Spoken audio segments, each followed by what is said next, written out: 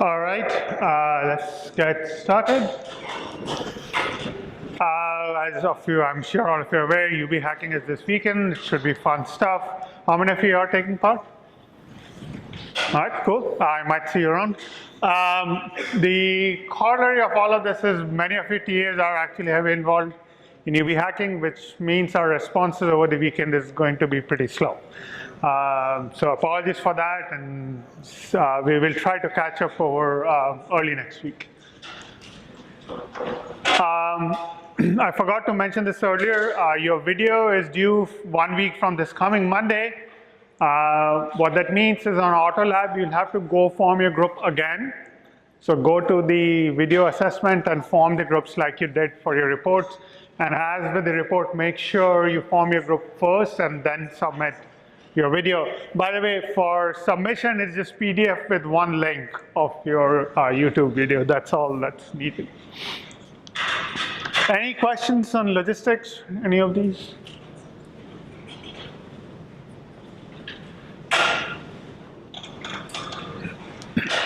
Okay, homework 7 is posted, and as usual, it's due in a week.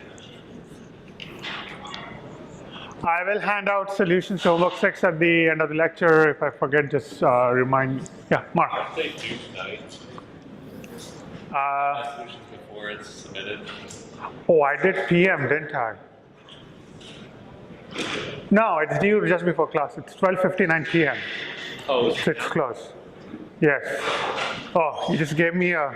I think 11:59 p.m. No, I changed it to 12:59 PM. Okay.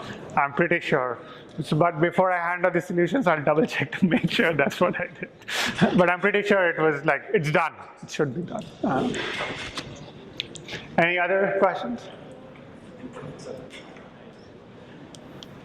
All right, so we were looking at the merge sort algorithms. Again, remember the input is n numbers, and you want to sort them from in increasing order, so smallest to largest. And the way you do it is it's a recursive algorithm. Last time I had put in 2 base cases for n equal to and n equal to 1. It turns out you do not need the n equal to 2 base case. You can just work with the base case of n equal to 1. And so if n is equal to 1, then the sorted order is just that one element by itself. If not, you divide the set of numbers into 2 halves. The first n over 2, let's call it the left part, and the remaining n over 2, the right part. Then you recursively call merge sort on the left part, merge sort on the right part, and then you run the merge algorithm, which takes 2 sorted lists and in linear time combines them into 1 sorted list, right? So in this case, it has 2 sorted lists of size n over 2, and it'll combine them into 1 sorted list of size n. So the correctness of the algorithm follows by induction on n. The base case is trivial. Since you have only n is equal to 1, there is only one possible output. For the inductive hypothesis, you assume you can sort up to sizes n over 2. And then the inductive stuff just follows from the correctness of the merge algorithm. Okay. Any questions on merge sort or the analysis of its correctness?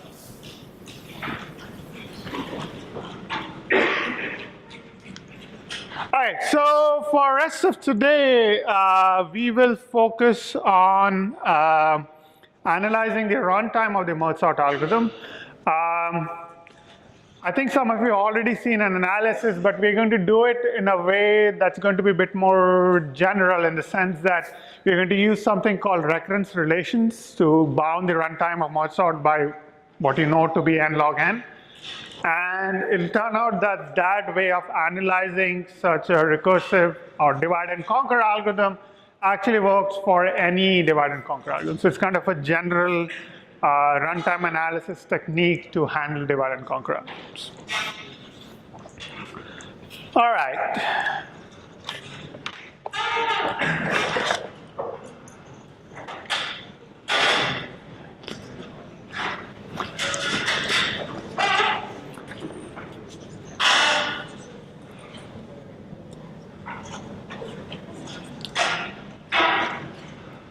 Also, based on the comments, many of you said my handwriting was nearly illegible, so I'll try to do an experiment. I'll try to write a bit slowly today, and then we'll see if it gets any better. All right, so we are looking at, and here I'm just going to repeat the pseudocode that we just saw. So it's a merge sort where the first parameter is an array, the second is the size of array. And if n is equal to 1, then you just return just the first guy, or you just return the entire array. Otherwise, you break your array into two halves. I'm using floor for the case where n is odd. And I didn't have this floor on the PowerPoint just because I could never figure out how to put it in PowerPoint. And the right part is everything that remains. So it's n over 2 plus 1 all the way up to a of n. And then you run the merge algorithm, which again, remember, merges two sorted lists into one common sorted list. On the output of calling merge sort on the left part, which is of size n, floor of n over 2, and calling merge sort on the right part, which is of the remaining size. So now note, if n was even, both of them will be n over 2. The others, otherwise it will be kind of off by 1. Okay. All right, so let's try to do the runtime analysis as we would normally do for the kind of algorithms that we have seen. And so what should we do? Well, let's just look at each line. The first line is constant time because you're doing one check and just outputting one number. The next two lines, depending on how you implement it, it might not take O of n. For example, if you're just giving pointers to these subarrays, you can do it in constant time. But let's just assume you actually create fresh arrays of size n over 2. Right? And so you're creating two arrays of size n over 2. And so doing, creating those arrays and initializing them will take O of n time. We know that when you run the merge algorithm, it takes O of n time. In this case, because again, you're running a merge on two lists of size roughly n over 2. But now the issue is, previously, and then again, the idea, just to be sure, will be similar as before. We want to bound the runtime of basically each step or each loop and then add or multiply everything together. So that's still going to be our tactic. But now the issue is we can't really do that because there are two recursive calls now. Right, so previously we would say things like, this step takes O of n or O of n squared or whatever. We were always able to say exactly what the runtime would be. But now, since it's a recursive call, we seem to be in trouble. And so the way we're going to get around this is essentially kind of do a recursive runtime analysis. Okay, so to do this, so define T of n to be the max runtime of merge sort on any input of size n. Okay, so this is basically the worst case runtime. And if you remember sometime back when we had first started talking about analyzing the runtime of the algorithm, we were using T of n there too. Okay? And so the point to note is once we have T of n, if I give you that this is indeed the definition and it's correct, you can then say, well, what is the runtime of calling merge sort? Or how much time would we take at most when we call merge sort on the smaller thing by definition, it's T of the size of this guy. So this is at most T of floor of n over 2. And this guy is at most T of n minus floor of n over 2.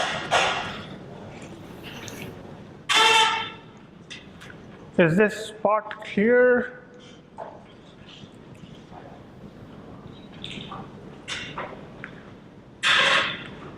I mean, in some sense, this is essentially the only new thing you have to get used to. After that, it's just a bunch of algebraic manipulations that we'll go through.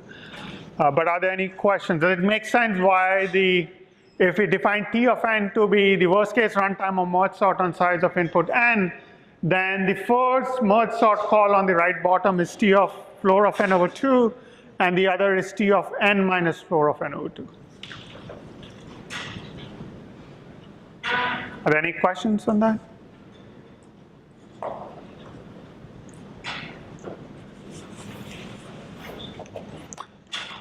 Okay. All right.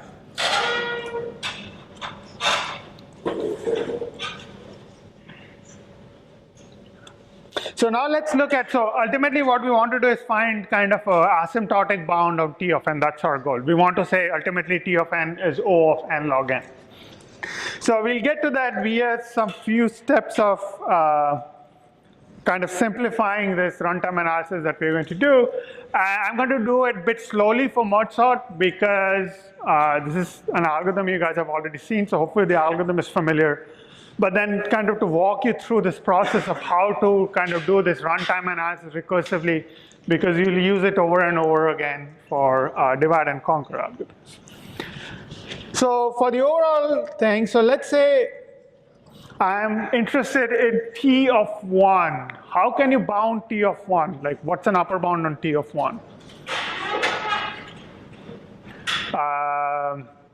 Jared.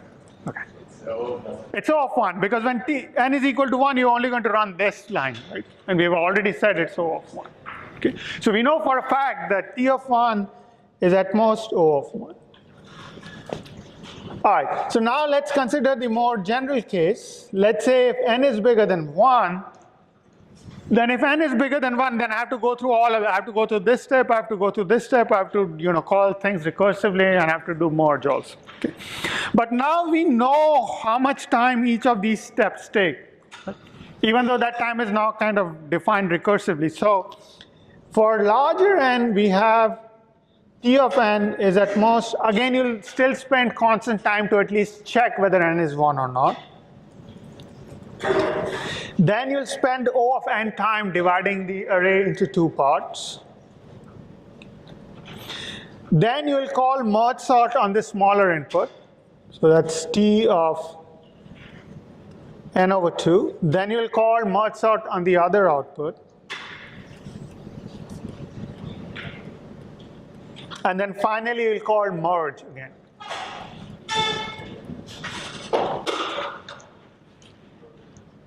So again, this is very similar to how we would have done runtime analysis for a non-recursive algorithm. The only difference is on the right-hand side, you're getting T again. Right? And so if you kind of simplify this a bit, let's add all of the other guys. So let's look at this guy. So you add everything together. This is at most O of n plus T of n over 2 plus T of n minus n over 2. And it turns out when you're doing recursive analysis like this, it's always a good idea to get rid of big O, because when you're doing recursive analysis, the constants in big O can become really big, and you don't want to lose track of that. So what we're going to do is just use the fact that if I'm saying big O, it means it's smaller than or equal to some large enough constant. And if I'm saying big O of n, it means it's less than or equal to some other constant times n. Okay? So what we'll have next is we will rewrite this as saying T of n is less than or equal to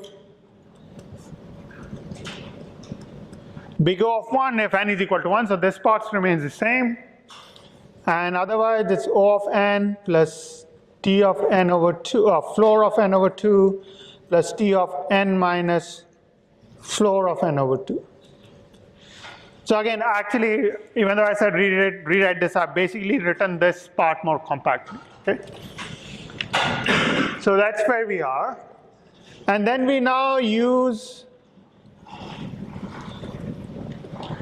definition of big O. And this implies t of n is at most some constant c1. I don't know what, I know it's a constant. Right? So it's c1 if n is equal to 1. Otherwise, O of n is some other constant c2.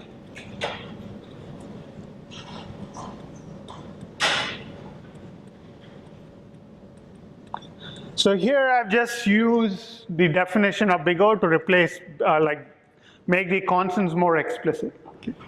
And then what we're going to do is, it turns out it's not, for asymptotic analysis, the fact that one is C1, the other is C2, it doesn't matter if you make both of them large enough, but make them the same, right? So it turns out for recurrence relation, it's easier to deal with fewer constants. So what we're going to say is, by picking C to be max of C1 and C2, I have T of n at most C if n is equal to 1, otherwise it's C of n plus T of n over 2 plus T of n minus floor of n over 2. By the way, here it should always say otherwise. And I'm going to shorten that by O/W. Okay, so I just did big O, replaced big O by constants, and then just replace constants by potentially bigger constants. Now the annoying thing is, you have these two terms, right? Which, if you were to solve them exactly, you have to there are two different kinds of terms with two different values.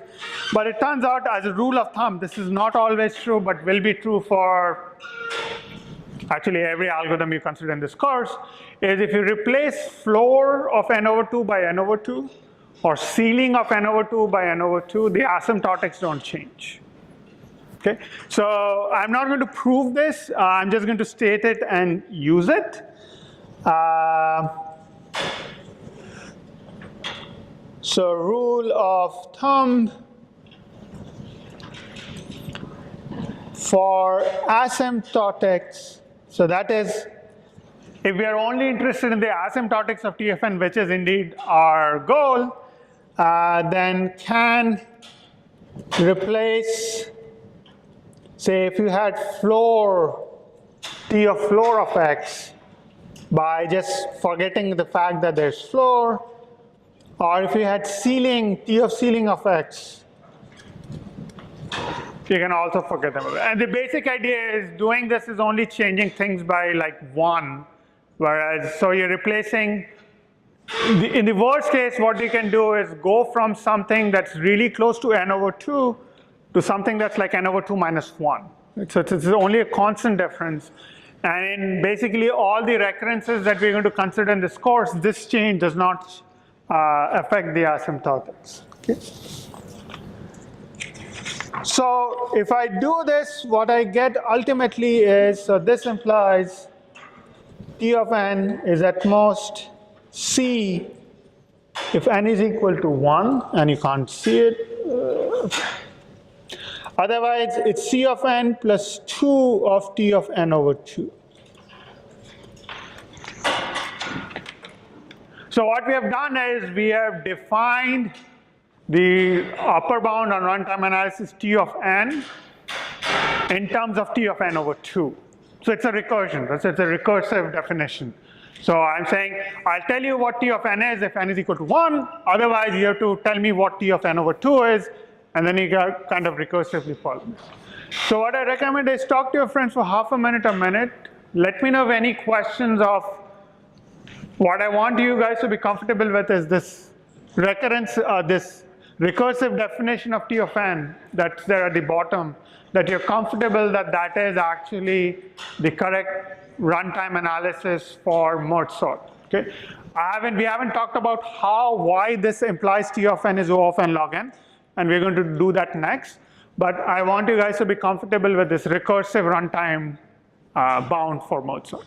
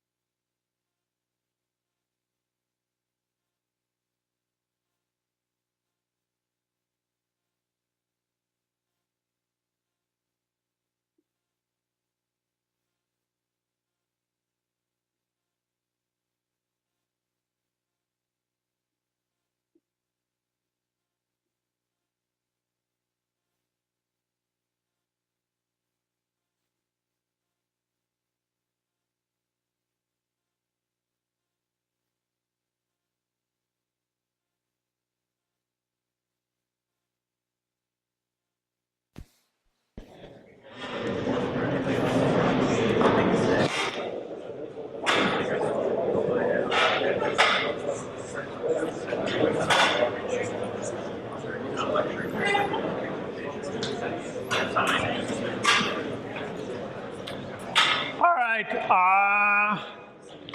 Are there any questions? So everyone okay with the definition of T of n at the bottom being a correct bound on the runtime of Mergesort?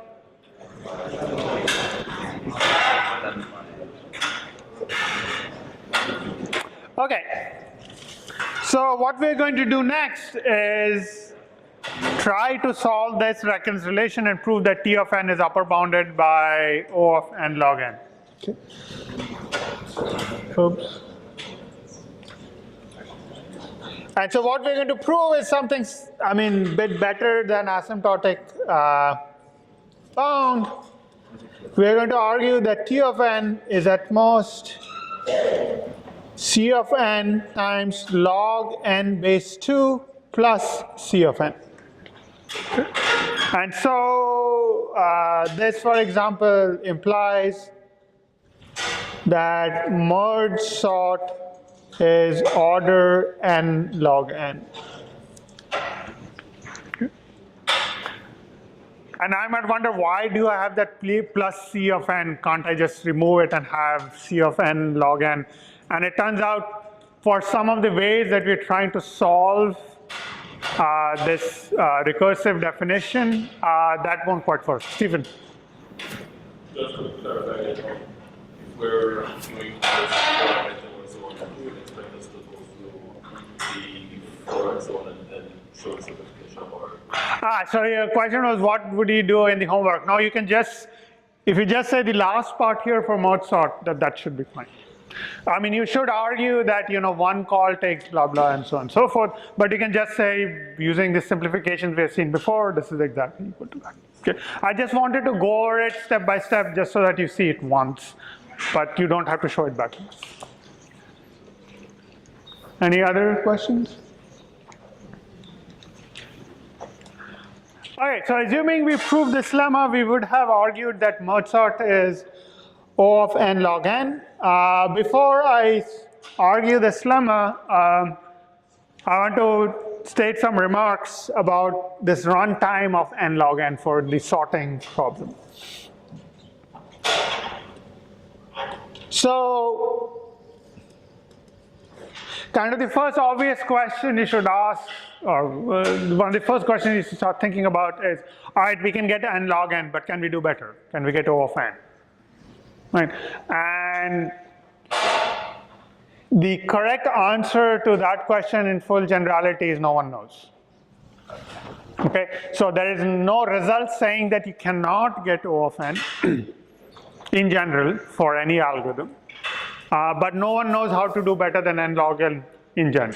Okay, so I'll qualify this statement with few more detailed remarks. So the first one is, as I said, O of n log n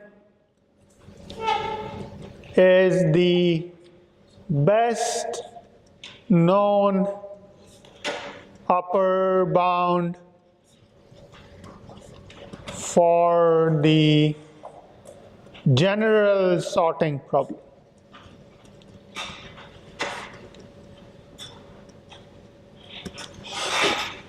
Okay, so if you want to solve, the sorting problem for basically any set of elements that have a total order, that is, any pair can be compared with each other, nothing better than n log n is known. Okay. Of course, if you know more things about your input, you can do better. So you can do faster. For example, if AI values are bounded. Okay. By bounded, what I mean is the number of possibilities for AI is bounded, right? So let's say these are just bits, so you can just have either 0 or 1. Then it turns out you can solve this problem in O of n time. Okay, so this you can do in O of n time, and this might seem long time ago, but if you remember, question 1 on homework 0 was basically this.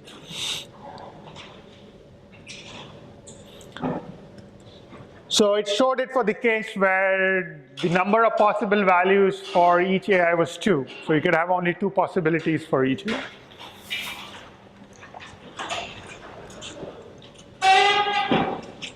The other thing you can also show is, if I say, well, maybe the domain side, the number of possible values of AI is not small, but I give you the guarantee because of whatever, the process that generates my input, the input is not worst case, right? So maybe it's somewhat sorted, but not completely sorted.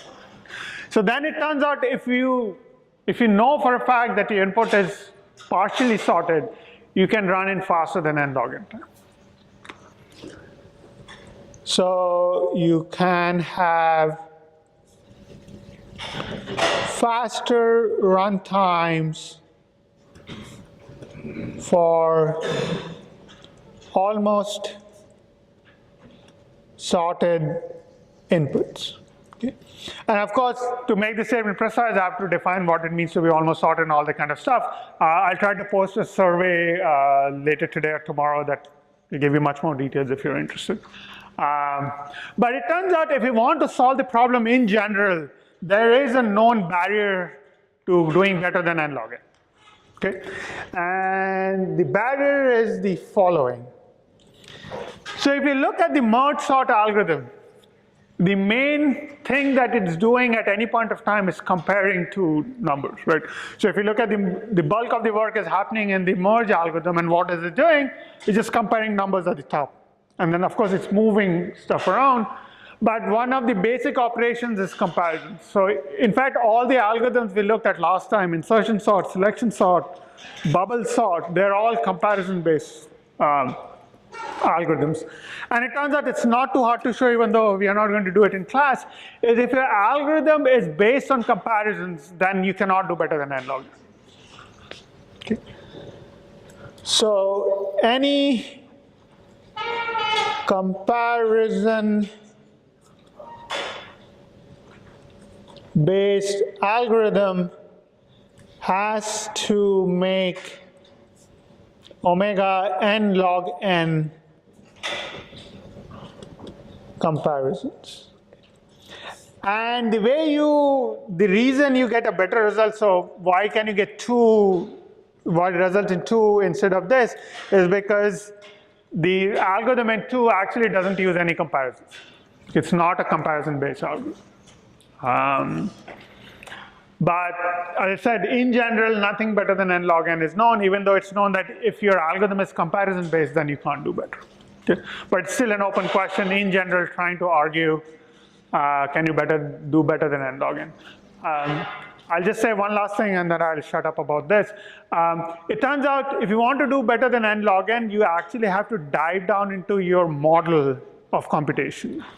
And then you have to figure out, you start really caring about how large are your register sizes. Can you make them larger? Can you make them smaller? And depending on that, you can actually beat n log n. But in the general RAM model that we have considered, where you say every register is log n bits and all basic operation on log n bit registers is constant time, nothing better than n log n is known. But on the flip side, there is no better lower bound than saying you need omega n time, right? So there's that gap of log n that still exists. All right, any questions before we go back to try to argue lemma about the upper bound on the runtime?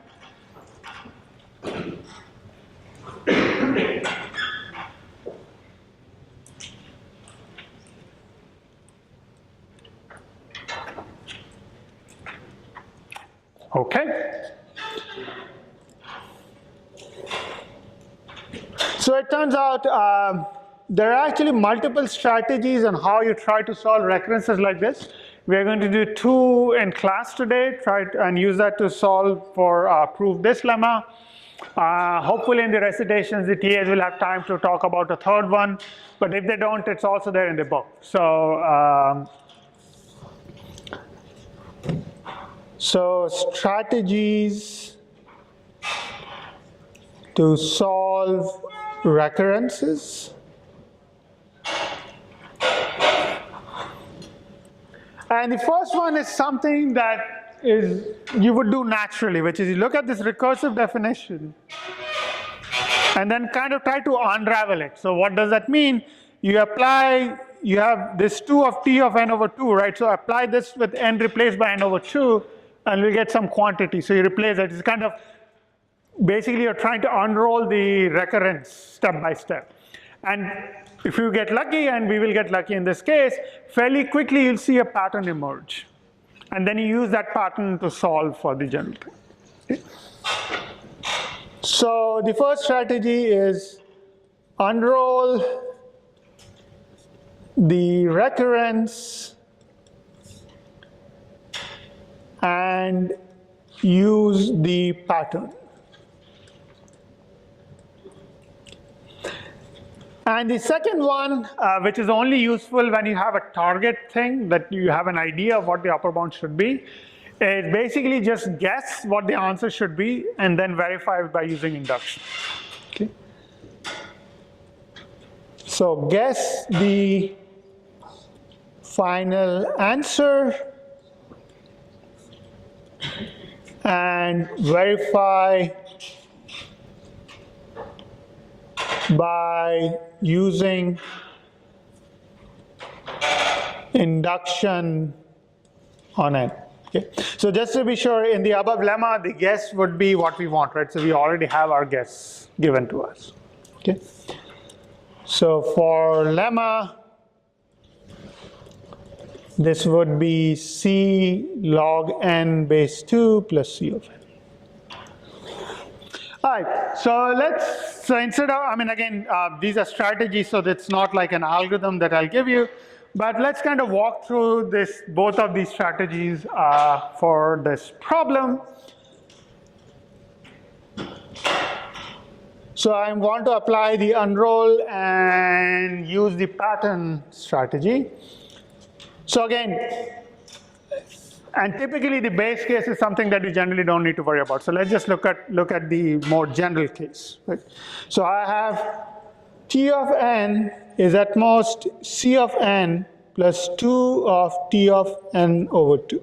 And as I said, now you applied this recurrence by replacing n by n over 2 and replace that value over here. Right? So this is at most c of n plus 2 of, you replace n by n over 2, c of n over 2, and you replace this n by n over 2, it's 2 of t n over 4. Okay, so I just applied the recurrence once. Right? And so this gives me c of n plus c of n plus 4 t of n over 4. Let's apply it again. So you get C of n plus C of n plus 4, or sorry, less than equal to 4 of Cn over 4 plus 2t of n over 8. So you get C of n plus C of n plus C of n plus 8t of n over 8. And it turns out you can keep on doing this. Every time you go one step forward, you get another term of C times n. Okay? So here's another visual way to look at this, which is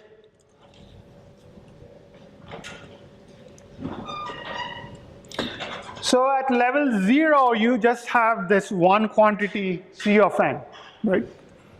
When you break it up into two parts,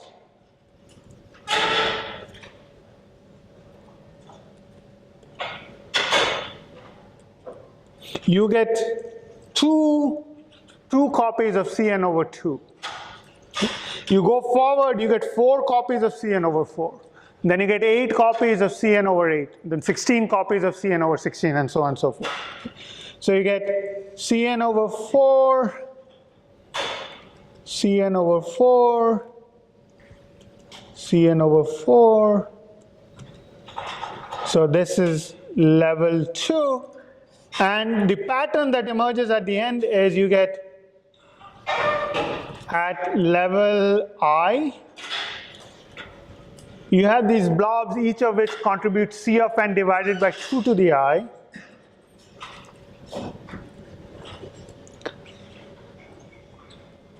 And you have 2 to the I such things. Okay? So at each level, you'll have 2 to the I contributions, each of size Cn over 2 to the I. And so if you sum up every level, what you get is exactly C of n. Okay? So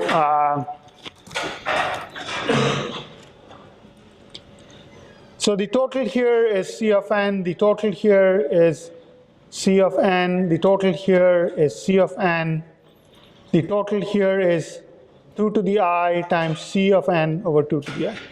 So more generally, what I'm saying is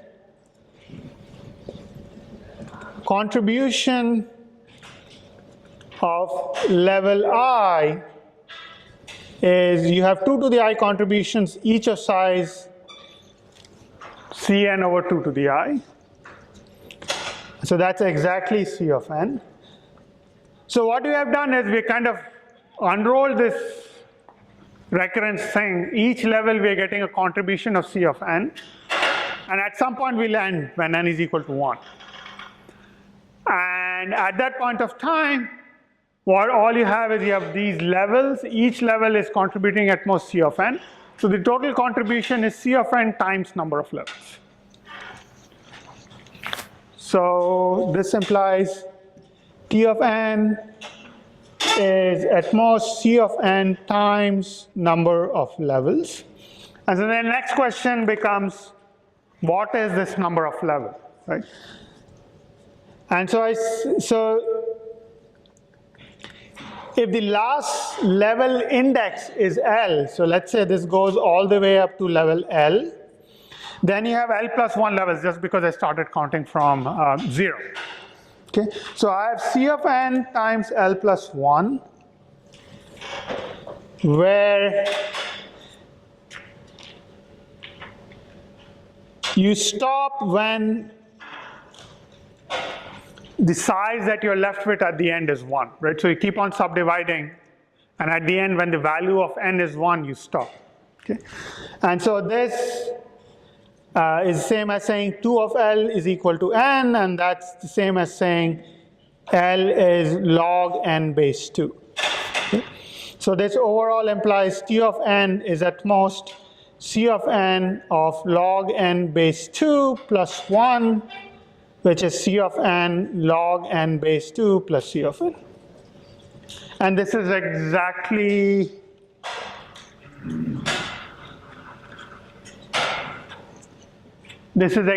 the bound that we wanted to prove. Okay. So talk to your friends for a minute. Let me know if you have any questions. If not, we'll try to solve this again with the second strategy that we talked about.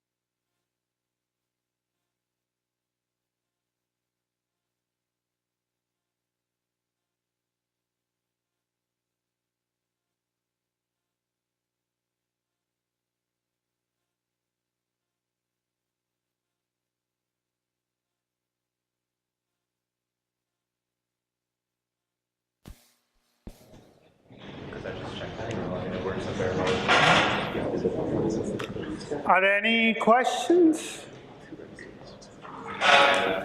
Let's sub it to the exact same as AI. Let's build NA and AI.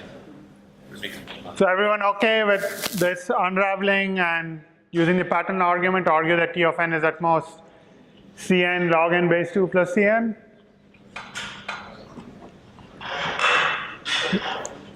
All right, so now let's apply the second strategy just to reprove this. Okay, let's see.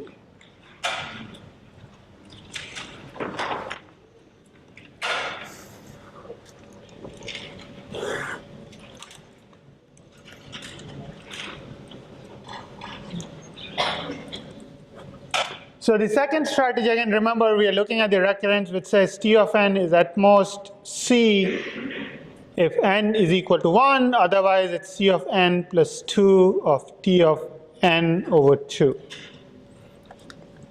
So I said in this case we know what we want to prove, so let's just guess T of n is actually at most C of n log n base 2 plus C of n.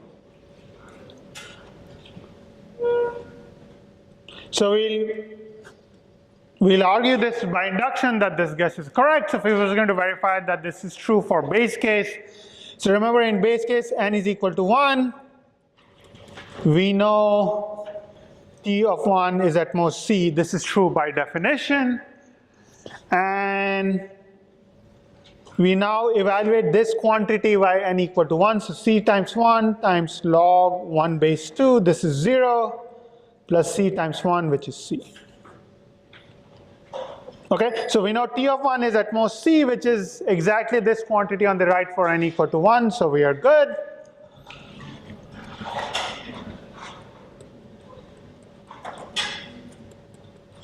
Now we assume in the inductive hypothesis, assume T of n over 2 is at most this quantity where we replace n by n over 2. Okay? So it's C of n over 2 log n over 2 base 2 plus C of n over 2. And what we're going to do is simplify it a bit. So this is C of n over 2 log n over 2 base 2 plus 1. Use the fact that log a divided by b is log a minus log b. This is C of n over 2 log n base 2 minus log 2 base 2 plus 1. This is 1, so this and this cancel. And so this is exactly this quantity. So it's upper bounded by so much. Okay. And so then we have to do the inductive step. So we know T of n is at most C of n plus 2T of n over 2. We just use the fact that T of n over 2 is upper bounded by this. So this is at most, so if I call this, I don't know, star. So by using this upper bound of Tn over 2, we get C of n plus 2 of Cn over 2 log base n, 2 and 2 cancels, and this is Cn plus Cn log n base 2, which is what we wanted to prove, and we are done. Okay. So talk to your friends for half a minute, let me know if any questions. If not, we are done with merge sort. Both, we have argued correctness, we are done its runtime analysis and show that it's n log n. We did spend a fair bit of time trying to analyze this recurrence relation, but that's because I wanted to get you guys kind of dealing with these things, because that's how we're going to do runtime analysis for all divide and conquer algorithms. If you guys don't have any questions, I'll move on to the next problem.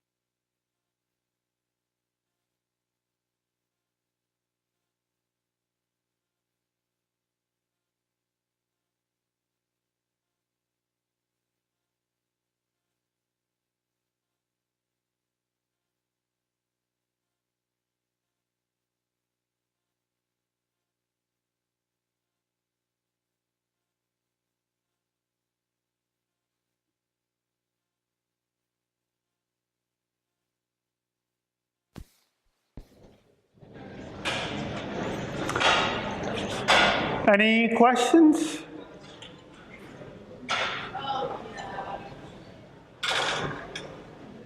Is everyone okay? You can solve this recurrences in your sleep now. All right.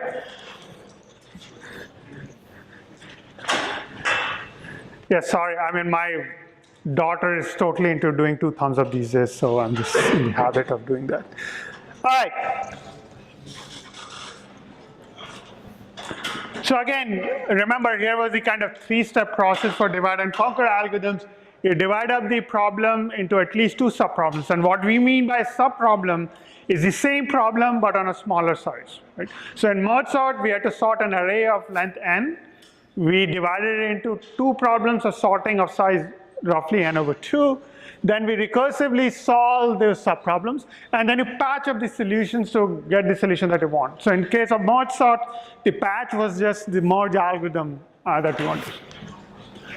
And so it turns out, and this is not always true, but this is mostly true for the algorithms that you're going to see in this course. For the typical greedy algorithms that we have considered, the naive algorithm is exponential. Right? So for like the scheduling problem, you have to go through all possible schedules, that's exponential time. Shortest path, you go through all possible paths, which is again exponential. And you say, well, no, you actually don't need exponential time, polynomial time will suffice. Right? Whereas typically in divide and conquer, again, this is not always true. The improvements are quote unquote smaller scale. And so you go down from something like n squared to something like n log n or something smaller than n squared. So for sorting, say you started off with bubble sort that was n squared, and then we went down to n log n with merge sort. And we're going to see a few examples of this. And so the next example we're going to look at is something that you guys have been doing for years now, or more precisely, you learned of this algorithm sometime in your primary school, some grade, I don't know when, but maybe not in terms of binary, maybe in terms of decimal. But the problem is, I now give you 2 numbers. These are, let's say, positive integers. But now, unlike the way we have been handling numbers so far, when I say, you know, this is the value or the cost of an edge, and I say, well, it's only small, right? You can represent log n bits. These are huge numbers. These are not something that you can store in log n bits. So these are numbers which have n bits where n kind of goes to infinity. So these are really large numbers, and you want to multiply them, right? So n is given as n bits, let's say an minus 1 up to a0. B is given as n bits, bn minus 1 up to b0, and you want to compute a times b. So what would be the obvious algorithm to solve this problem? Obvious, at least now, not like when you were in kindergarten or something. Matthew. Sorry? Greedy algorithm. No, it's something that you have done multiple times or should have done multiple. So this is not a new algorithm. I have to ask your name. Adam. Right, so what you do is you multiply A with B naught, right, and you write that down. Then you multiply B1 with A, shift it, write it down, right? So you just multiply one digit of B with A and shift every time you do it, and then you do column-wise, right? So what would be the runtime for this? So you're multiplying one bit with n bits, right? So that's order n time, right? Then you're shifting by at most n bits. That's again order n, right? So you have n of these quantities. Computing each row is O of n, and then you have to add 2n bits in the worst case. Stephen? O of n squared, right? So you have to just computing these rows is what takes the most time. The addition also is O of n squared. So what we're okay, so as you can probably guess, we can do better, but any guesses on how much better we can do? Stephen?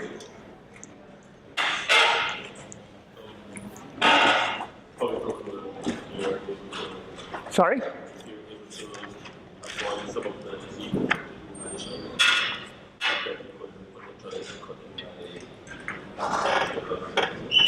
So I want an asymptotic improvement. What is the smallest you think we can push this down? So you can do asymptotically much better than n squared. So you can make the exponent of from 2 to be something smaller.